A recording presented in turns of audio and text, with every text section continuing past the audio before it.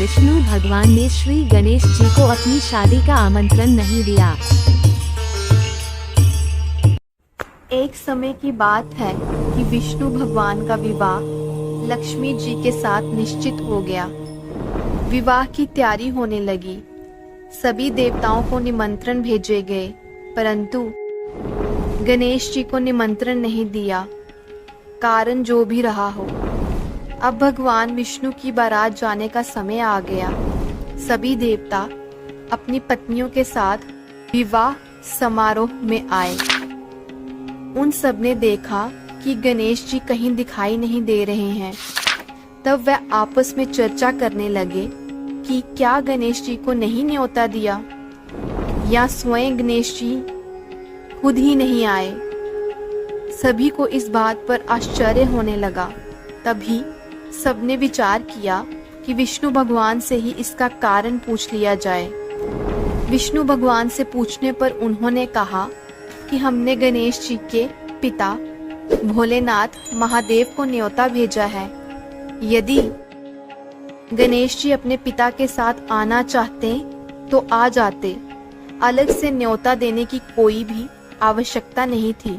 दूसरी बात यह है कि उनको 1.25 मन मूंग, 1.25 मन चावल, 1.25 मन घी और 1.25 मन लड्डू का भोजन दिन भर में चाहिए।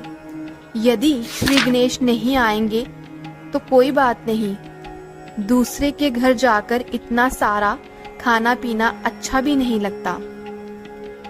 इतनी वार्ता कर ही रहे थे कि किसी एक ने सुझाव दिया, यदि गणेश जी आ भी जाए तो उनको द्वारपाल बनाकर बिठा देंगे कि आप घर की याद रखना। आप तो चूहे पर बैठकर धीरे धीरे चलोगे तो बारात से बहुत पीछे रह जाओगे। ये सुझाव भी सबको पसंद आ गया, तो विष्णु भगवान ने भी अपनी सहमति दे दी। होना क्या था कि इतने में गणेश जी वहां आ पहुंचे और उन्हें समझा बुझाकर घर की रखवाली करने बिठा दिया। बारात चल दी। तब नारद जी ने देखा कि गणेश जी तो दरवाजे पर ही बैठे हुए हैं, तो वह गणेश जी के पास गए और रुकने का कारण पूछा। गणेश जी कहने लगे कि विष्णु भगवान ने मेरा बहुत अपमान किया है। नारद जी ने कहा कि आप अपनी मूषक सेना को आगे भेज दें तो वह रास्ता खोद देगी, जिससे उनके वाहन धरती में धंस जाएंगे। तब आपको सम्मान पूर्वक बुलाना पड़ेगा। अब तो गणेश जी ने अपनी मूषक सेना जल्दी से आगे भेज दी और सेना ने जमीन पोली कर दी। जब बारात वहां से निकली तो रथों के पहिए धरती में धंस गए। लाख कोशिशें करें परंतु पहिए नहीं निकले। सभी ने अपने अपने उपाय किए, परंतु पहिए तो नहीं निकले, बल्कि जगह जगह से टूट गए। किसी की समझ में नहीं आ रहा था कि अब क्या किया जाए। तब तो नारद जी ने कहा, आप लोगों ने गणेश जी का अपमान करके अच्छा नहीं किया।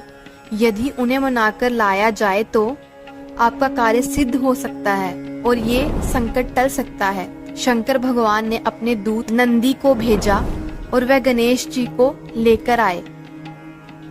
गणेश जी का आदर सम्मान के साथ पूजन किया गया। तब कहीं रथ के पहिए निकले। अब रथ के पहिए निकल तो गए, परंतु वह टूट फूट गए थे, तो उन्हें सुधारे कौन। पास के खेत में खाती काम कर रहा था, उसे बुलाया गया। खाती अपना कार्य करने से पहले श्री गणेश नमः कहकर गणेश जी की वंदना मन ही मन करने लगा। देखते ही देखते खाती ने सभी पहियों को ठीक कर दिया। तब खाती कहने लगा कि हे देवताओं, आपने सर्वप्रथम गणेश जी को नहीं मनाया होगा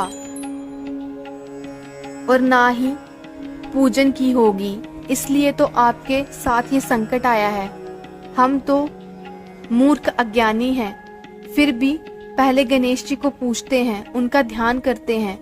आप लोग तो देवता गण हैं, फिर भी आप गणेश जी को कैसे भूल गए। अब आप लोग भगवान श्री गणेश जी की जय बोलकर जाएं, तो आपके सब काम बन जाएंगे और कोई संकट भी नहीं आएगा। ऐसा कहते हुए बारात वहां से चल दी और विष्णु भगवान का लक्ष्मी जी के साथ विवाह संपन्न करा के सभी सकुशल घर लौट आए। हे गणेश जी, आपने विष्णु को जैसो कारज सारियो ऐसा कारज सबको सिद्ध कर जो।